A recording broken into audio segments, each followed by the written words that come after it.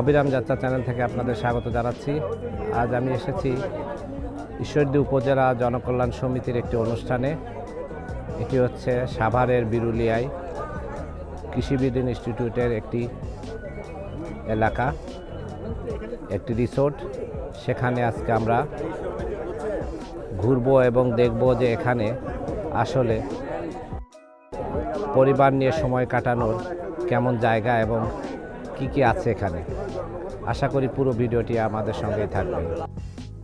সকালে আমাদের নাস্তা দেওয়া হয়েছিল। এখানে একটি বনরুটি ছিল, একটি করে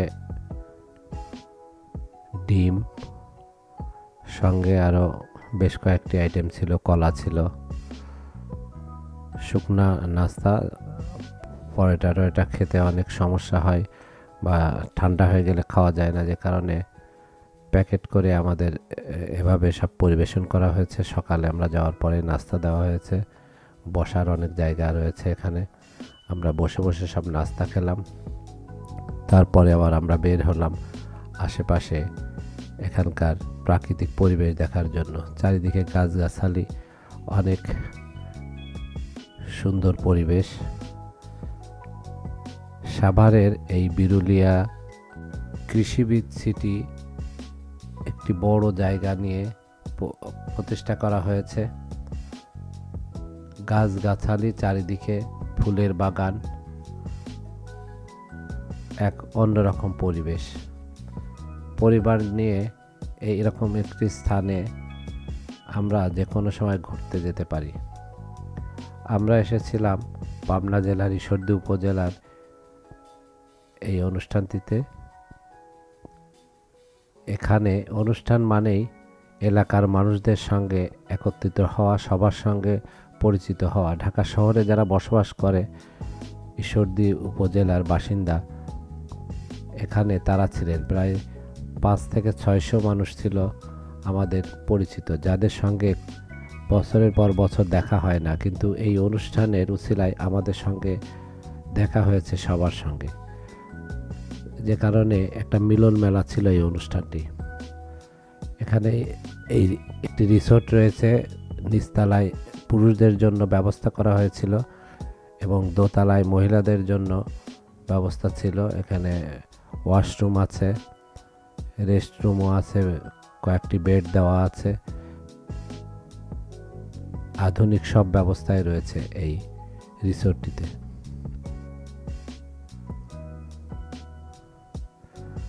সকালে শুরু হয়েছে অনুষ্ঠান সূচি এবং রাত 8টা পর্যন্ত চলবে টানা, এবং লাস্টে র্যাফেল ড্রর মাধ্যমে অনুষ্ঠানের সমাপ্তি ঘটবে। আমরা সকালে নাস্তা খাওয়ার পরে ঘুরতে বেরিয়েছি আশেপাশের পরিবেশগুলো দেখার জন্য।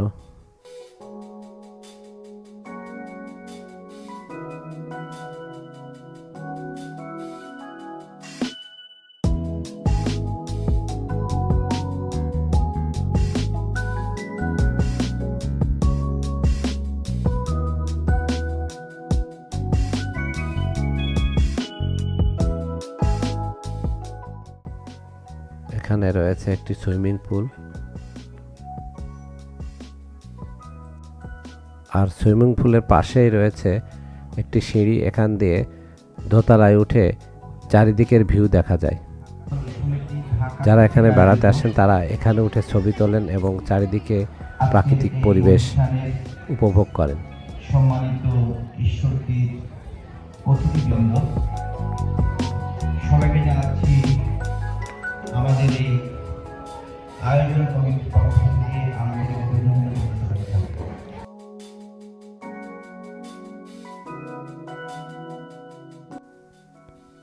বাচ্চারা ব্যস্ত ক্রিকেট খেলা নিয়ে। পাশে রয়েছে একটি মাঠ, আশেপাশে অনেক খোলা জায়গা রয়েছে, চারিদিকে গাছগাছালি। এখানকার পরিবেশটা যেন প্রকৃতির একদম কাছাকাছি।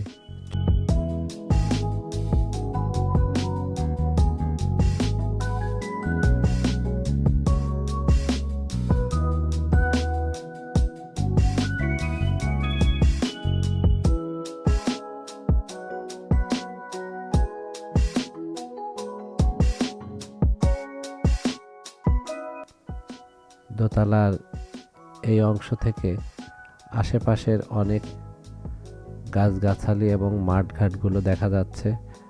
কিছু হরিণও রয়েছে এখানে।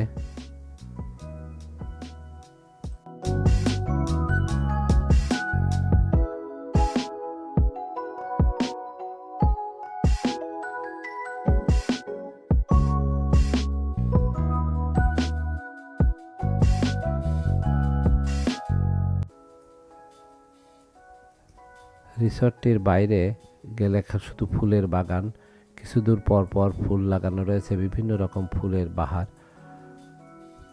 মনোরম এক পরিবেশ। যত দূরে যাওয়া যাচ্ছে শুধু ফুলের গাছ আর গাছগাছালি।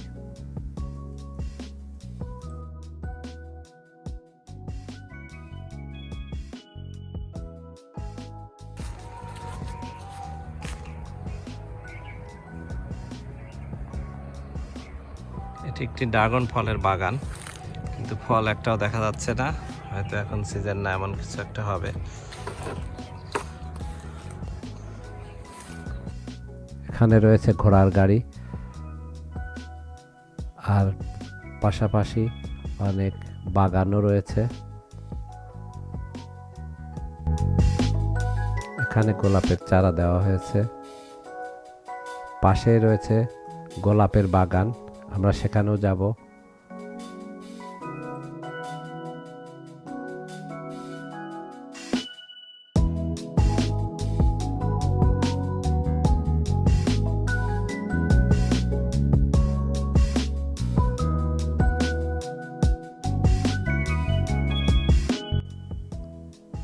বিশাল এক গোলাপের বাগান, মাঠের পর মাঠ গোলাপ গাছ।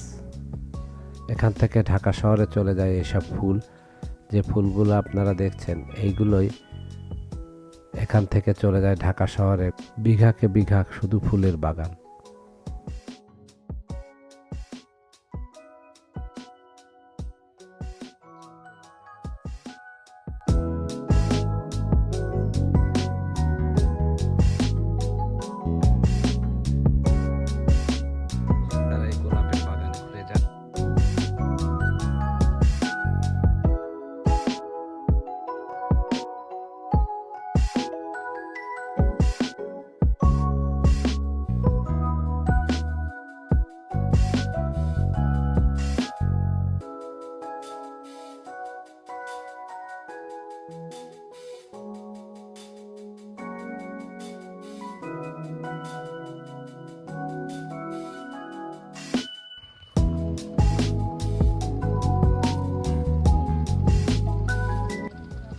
বড়ইয়ের বাগান রয়েছে, আর এই বড়ইয়ের বাগানগুলো দেখতে বেশ সুন্দর। বহু বড়ই ধরে আছে, খাওয়ার কেউ নাই। আমরা শহরে 200-300 টাকা কেজি বড়ই কিনে খাই, অথচ এখানে খাওয়ার কোনো লোক নাই। কে উঠে পারবে এই কাঁটাওয়ালা গাছে? আমরা দু একটা ঝাঁকি দিয়ে খেয়েছি, খুব মিষ্টি বড়ই এখানকার।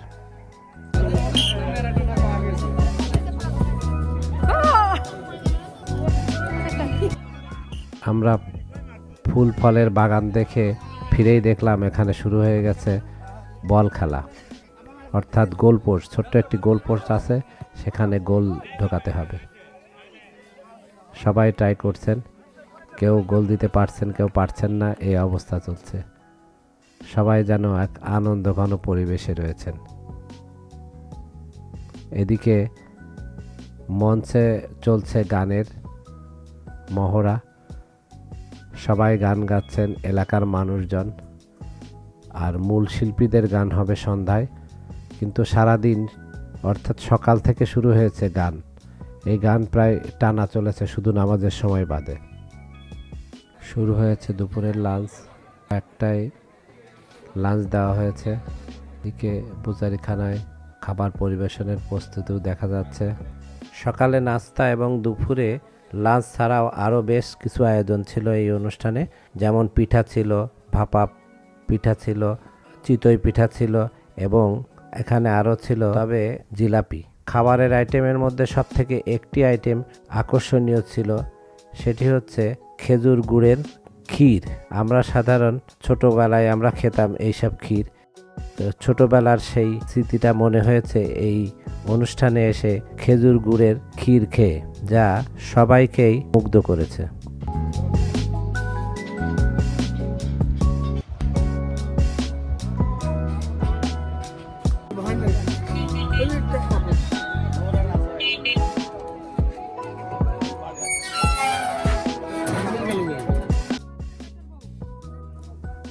আজকের এই বনভোজনে আমাদের আকর্ষণ ছিল ঘোড়ার গাড়িতে চড়া। দুটি ঘোড়া দিয়ে যে গাড়িটি এখানে পরিবেশন করা হচ্ছে, আমরা 800 টাকা দিয়ে আধা ঘন্টার জন্য এই গাড়িতে ঘুরেছিলাম। প্রায় 8 থেকে 10 জন আমরা এই ঘোড়ার গাড়িতে উঠেছি। পিছনে মহিলারা আছে, সামনে আছে আমি এবং আমার এক জামাই আছে। তো আমরা ঘোড়ার গাড়িতে ঘুরলাম প্রায় আধা ঘন্টা ধরে। বেশ মজা লাগলো।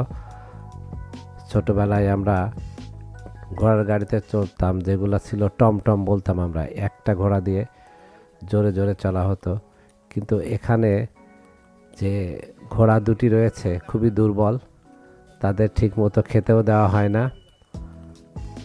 যিনি চালাচ্ছেন, পরিচালনা করছেন, তাকে অবশ্য আমরা বেশ কয়েকবারই বললাম যে এত দুর্বল কেন, যদিও সে স্বীকার করলো না, বললো হ্যাঁ আমিও 3 বেলা খাবার দেই।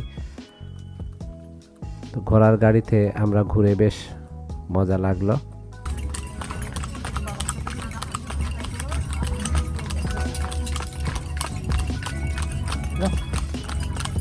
আঙ্কেল চাবেন একটু?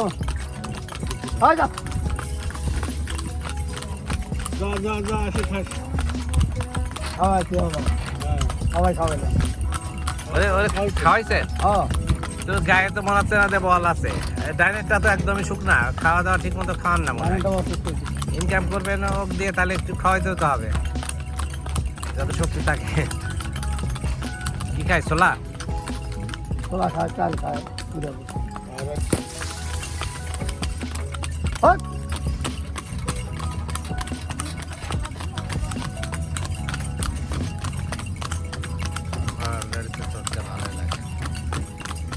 রাস্তা ভালো হলে ঘোরা দৌড়ায় চলে গেছি।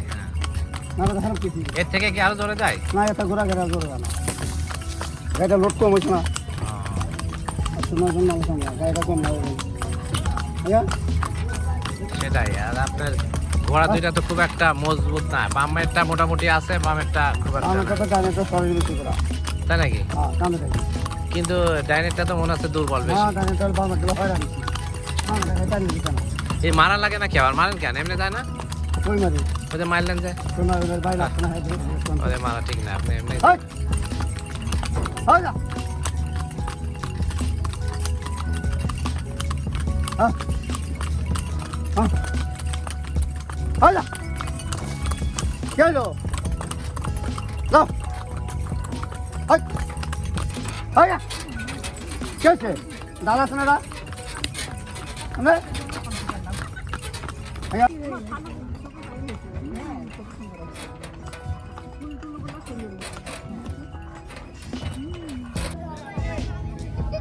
এদিকে ঘোড়ার গাড়িতে ঘোরার পরে আমরা এসে দেখি হাঁড়ি ভাঙা শুরু হয়ে গেছে। সবাই চোখ বাঁধা অবস্থায় হাঁড়ি ভাঙছে। বেশ 4-5 জন পেরেছেন। আমি অবশ্য খুব কাছাকাছি গিয়েও পারিনি ভাঙতে। যাক, শেষ পর্যন্ত ফার্স্ট, সেকেন্ড, থার্ড 3 জনকে পাওয়া গেছে।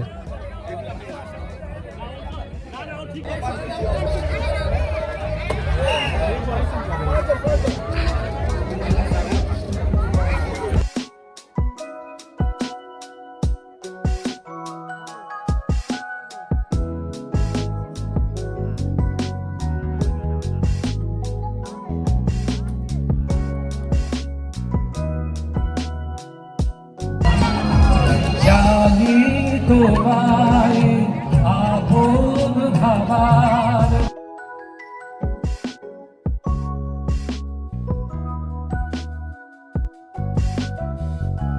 ঈশ্বরদী সমিতির বনভোজনের একেবারে শেষ পর্যায়ে আমরা চলে এসেছি।